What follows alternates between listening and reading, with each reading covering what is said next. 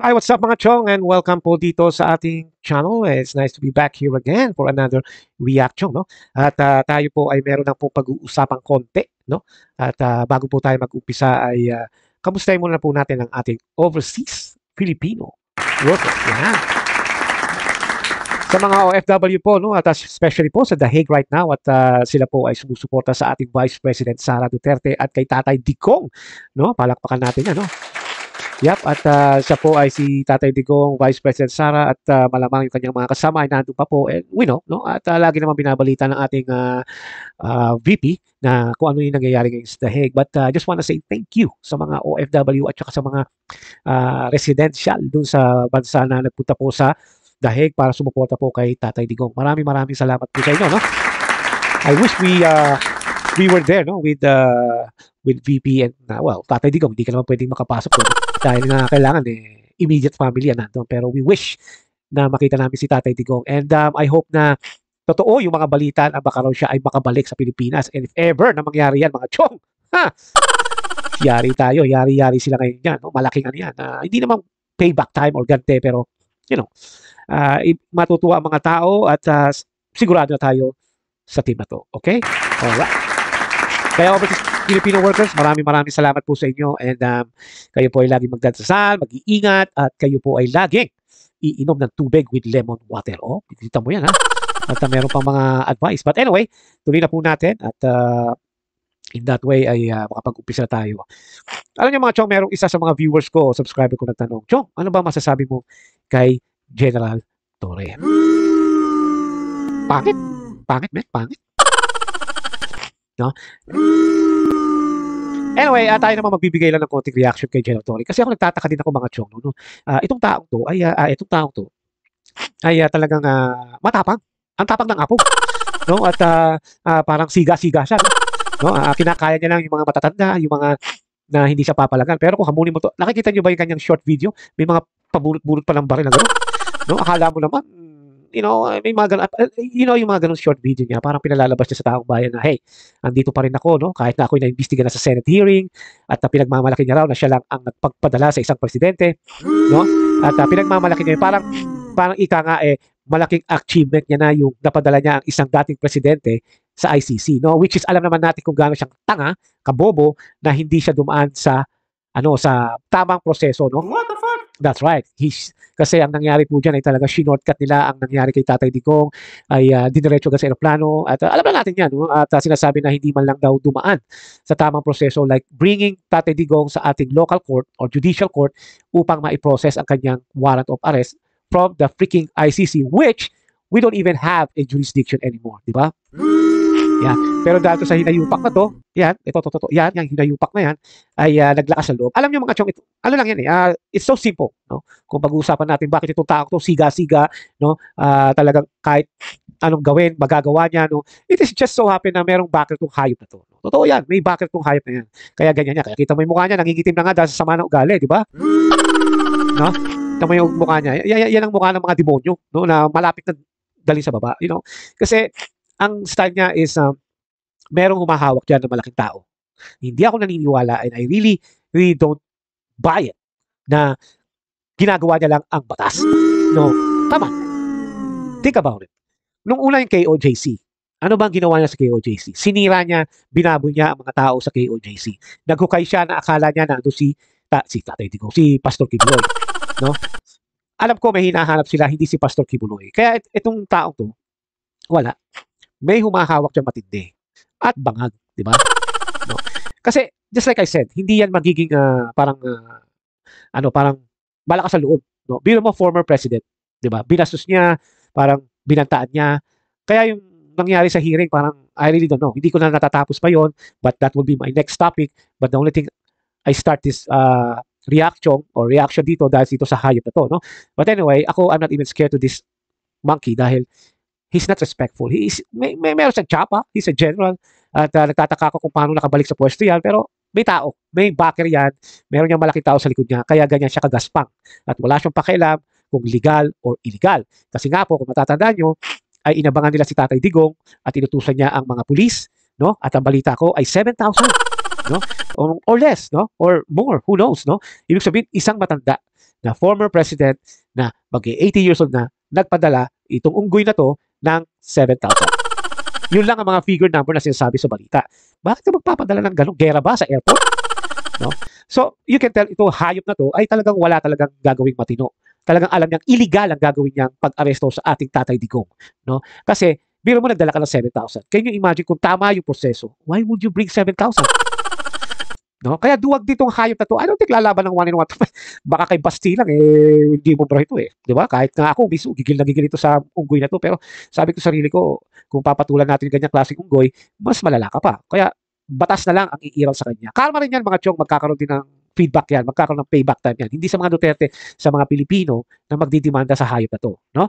Kaya ako naman sinasabi, dahil nga ako'y natatawa, no? At siya ay nagdala pa ng almost 7K nga na pulis, no? Na parang akala mo may gera o may terorista sa loob ng airport. Kaya this guy is an idiot, you know? Matapang lang to dahil again, may backer to, no? Kahit nga mismo yung ulol niyang PNP chief di ba? Oh, kita mo. Yan yung mga sample ng PNP chief na hindi ibig sabihin na nag-take ka ng drugs, shabu, ay addict ka na.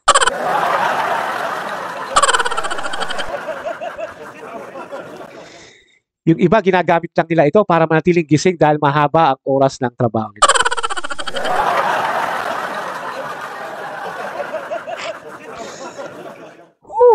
Oh my gosh, I hate drugs. See? Kaya, hindi tayo magtataka kung itong gagong to na, you know, may ganun. Diba? Kasi yung mismong ito ay ganun talaga. No? Diba? Kaya, what can we expect? No? Kung yung PNP chief may gapak sa ulo. Di ito na lang hinayupak na to, mas malala pa sa PNP chief niya, di ba? Ay. But anyway, ganun talaga mga chong. At ang masasabi ko lang naman dito ay talagang malakas lang ang loob. Again, di nga natin alam, baka mamaya dyan, meron ng early retirement fee. Think about, isa sa kanyang short video daw, pag daw si VP Sara na ang naging presidente, ay siya daw ay aalis ng bansa at lilipat kasama ang pamilya niya. So, ibig sabihin, itong taong to ay wala talagang prinsipyo, kundi gumawa lang ng illegal. Kasi kung talagang malinis ang konsensya mo, kung talagang may paninindigan ka, kung tinanong ka na pag si VP Sara na ay naging presidente, dapat hindi mo sagot yun. Dapat sagot mo, well, it's okay. I mean, if she will be the president in the next, I don't know, future, then it's okay. Ako naman ay sumusunod lamang sa utos kaya nangyari yun. Pero, di ba? Tapos sasabihin niya na, di pagka ganyan, di nagkamali. Aalis na kami ng bansa, di ba? Now, the question is, aalis siya ng bansa. Hindi kaya niya sinabi yun dahil alam niya may backup fund na siya sa ibang bansa. Di ba? Kasi think about it guys. Do you think kung walang backer yan, hindi matindi ang backer niyan, at maybe kung walang perang involved, dahil alam niya hindi naman siguro super tanga to, di ba? Ay, do you think papatulan niya yung ganyang klaseng event na huhuli niya ang isang Tatay Digong, no? Sa harapan ng maraming tao. And then the same time, yung KOJC, sisirain niya, he doesn't care. Di ba? Parang gano'n. So, ang ibig ko sabihin dito mga chong, hindi maglalakas ang loob ng hayop na to kung talagang wala siyang backer. Siguro sabihin niya, ay, hindi ko gagawin niya kasi alam niya naman maraming magagandang tao. Pero look, sa mga short video niya, di ba? Pinakikita niya na, tiyan mo, may mga gusto pa rin sa akin, meron pa rin naniniwala sa akin, di ba? Pambihira. Baka pa-check niyo muna sa drug test yung mga may gusto sa inyo. Di ba? Kaya yun lang masabi ko. But anyway, let's talk about Mr. Bato o Senator Bato na kung saan ay meron siyang sinabi, no? Itong si Bato. Yan. No? At ito si Senator Bato ay nagbigay ng message kay Marbil. Ay, kay Marbil tuloy. Nalilito na ako kasi pare-pareho kayo mga demonyo But anyway, sabi nga ni Senator Bato dito sa hayop na to ay wag kang masyadong parang kampante sa posisyon mo dahil balang araw bababa ka rin. Which is true, di ba? Yun nga lang, itong hayop na to ay bababa ito na ang tao ay galit sa kanya. Ang magiging legacy niya ay talagang pag sinabing Tore, ay hayop yun, walang niya yun. Demonyo yun, illegal yun, nag-aresto yun, nanira yun ng gamit, walang niya yun. Yan ang magiging legacy ng hayop ito. Parang ang amo niyang si Bangag. Diba? Isingit natin si Bangag na in the future, let's say after 10 years, 15 years, kasi it happens. Kita mo ngayon, pag sinabing Pinoy, di ba? Maganda ba legacy ni Pinoy? Wala, di ba? Pero pag Tatay Digong, yeah, war on drugs. Maraming pinalo yan. Tumino ang ating bansa nung yan naging presidente. Pag kay Marcos, ano sabi ng mga tao? Bangag yun, adik yun. Yun ang mangyayari sa kanya. Ngayon, pag ito namang itong hayop na to, binanggitan General, yung dating General Torre, wala yun, demonyo yun, talagang abusado yun. Di ba? Yun ang mangyayari at yun ang magiging legacy ng hinayupak na to, di ba? But anyway, panoorin natin yung sinabi ni General Bato. Bato. Tama, General Bato naman siya, Senator Bato. Inside ba kaya General Torre kasi siya yung nanguna sa pag-aaresto kaya former president? Well, I just would like to tell him that mukha si Senator Bato naiinitat yung may pagmumukha niya. Alam niyo mga chong, totoo yan dahil nung nasa Pilipinas ako pag talagang yung araw ay nakatirik, talagang ganyan din mukha ako, ganun din ako. Kaya you can tell na talagang naiinitan si General Bato. Siguro sinabi niya na sana doon tayo sa malilim nagpa-interview. Diba? Anyway, tuloy natin! Huwag sana tayong magpakalasing sa power. Yun lang, huwag tayong magpakalasing sa kapangyarihan. Because all these things shall pass. Hindi ito, walang forever dito. At temporary, yung power mo ngayon, nasigang-siga ka, na kaya mong pagsabihan yung former president na hihilain ko yan. Yun ang masakit mga chong. Kita mo, itong hayop na to, talagang wala siya respeto sa former president, di ba?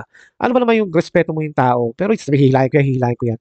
So you can tell na may personal na galit itong hinayupak na to kay President Duterte. Hindi lang siguro sa mga presidente kay President Duterte, siguro pati kanila Sara, di ba? Sa mga Duterte, ika nga, in other words. Kasi ganun pagkalos. Sabi itong demonyong to na pagka kailangan siya sa impeachment trial ay haharap siya at magsasalita siya. Kita mo yan, di ba? So may personal na inis to sa mga Duterte. But anyway, tuloy natin. That's too much. Hindi po forever na ikaw ay nasa poder. That's right. Somehow, someday, somewhere, you'll step down from power.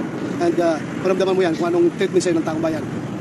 Yun. Palakpakan po natin ang ating Senator Bato again. Yep. Okay.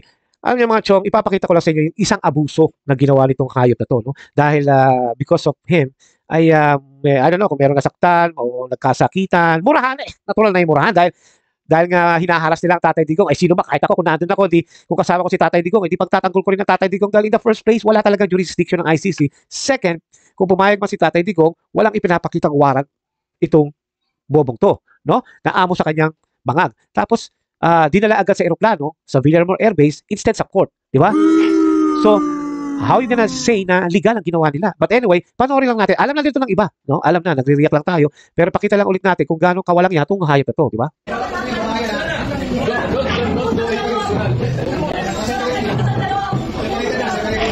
Ito nakakapagtaka pa rito, no? Alam natin nagdala itong hinayupak na to ng 7,000 na pulis. No? Pero bakit yung spokesperson ng PNP na si Fajardo na andyan din? Think about it. Anong ginagawa niya? Nandyan din si Marbil, which is, I guess, parang apogi. Di ba? Kaya, it's really, parang talagang, it was a plan. Hindi ito yung talagang biglaan lang. Talagang grabe ang ginawa sa ating Tatay Digong. At hindi lang kay Tatay Digong. Sa mga taong bayan. Di ba? Pang-isuto yan. Di ba?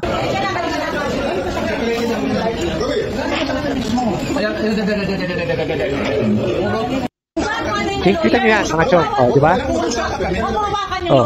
Bakit mo gagawin ng lawyer kung ang hinuhuli mo lang si Tatay Digong? And I'm not saying na dapat hilahin si Tatay Digong. I did not say that. No, what I'm saying is, why do you have to do that? Di ba? So talagang meron silang pinaplano o talagang nakaplano na talagang isasakay na talaga si Tatay Digong at dadali na sa The Hague. Wala na silang pakialam. I don't care about the batas. I don't care about the process. Let's bring him to the plane para makaalis na rin sa Pilipinas. Why? What the fuck? Di ba? Kaya yun ang ibig kong sabihin. So these are a plan. This was a plan actually. But see that? Diba?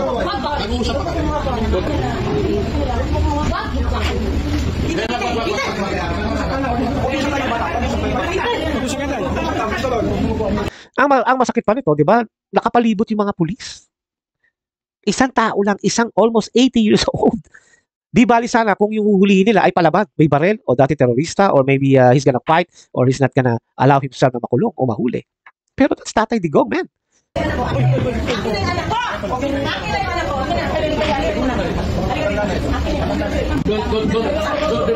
Don't do it personal. Don't do it personal.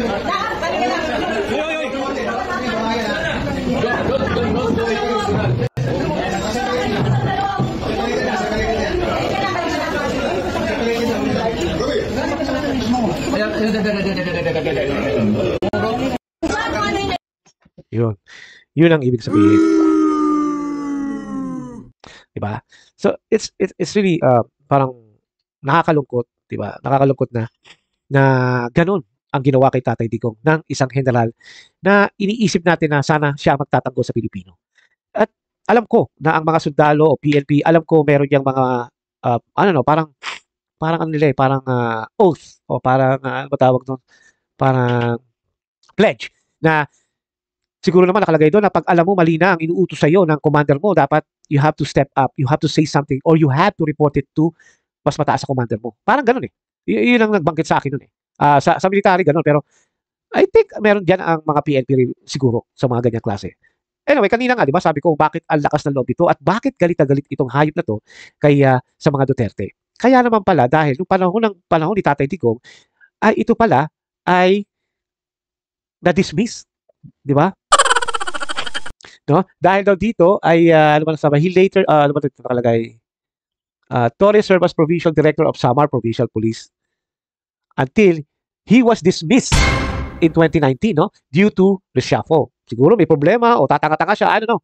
Diba? He was also declared persona non grata on Calbayog. Diba? Bakit? Hindi pa natin nire-research yan.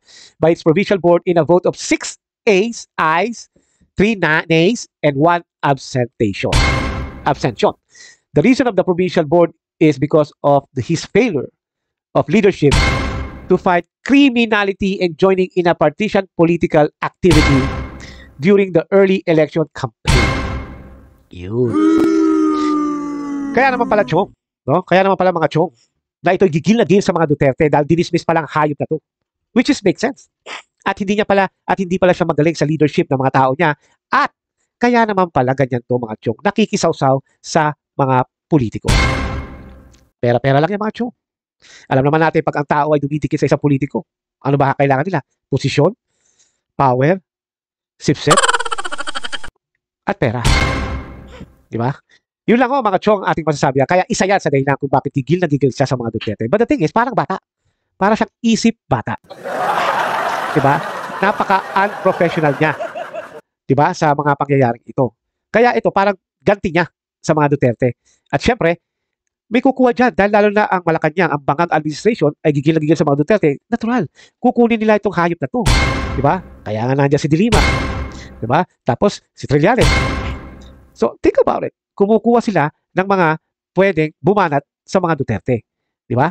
Kaya naman pala, yung kidnapping na ginawa ni Torre at ang mga kasama niya, 4 na bugok, ay parang hindi na bago. No? Parang, it's just part of it. Parang sanay na or parang, it's okay. It happened last time, we can do it again. Di ba? Dahil merong isa pala sa yung isang vlogger na si Miss Yumi Santiago ay in-interview niya. No? In-interview niya ang isang naging parang ay biktima ni General Torre. Yan. Ito po yan, no? Kung matatandaan nyo, alam ko marami na sa inyo nakapanood dito at I'm pretty sure na yung iba sa inyo ay alam na ito. Pero ang ibig ko sabihin ay, what do you call this? Wala naman akong... Yan. This AI tool will create a stunning Meron ebook pang direct from your content. commercial agad. It's Ano ba yan? Word document or Google document. Ano warrant mo? Diba? Ano ko kaagad? So itong taong Sabi niya, to wala ay kang warrant nabiktima ng ni Pilipinas. Pero alam mo, General Torre, no? Ito raw ay dinampot, no? At marami mga papeles na hindi naman talaga tumutugma. At good thing na lang ang itong babaeng ito ay talagang alam niya yung ginagawa niya. Pero what if, no, na hindi niya alam? What if katulad siya ng ibang Pilipino na wala akong alam, I don't know. Sasama na lang bigla. Buti na lang itong taong to, si Maisog Pinay, ay talagang pumalag at pinakita niya yung tama at yung bakit niyo ako inuhuli at bakit niyo ako pinagbibintangan. Actually, hindi ko naman masyadong ipe-play na ito dahil alam ko naman, marami sa inyo nakapanood na dito. Pero yung mga hindi pa nakakapanood, ilalagay ko na lang po sa inbox ko o sa aking description kung anong link para mapanood nyo si Yumi Santiago at saka si Maisog Pinay.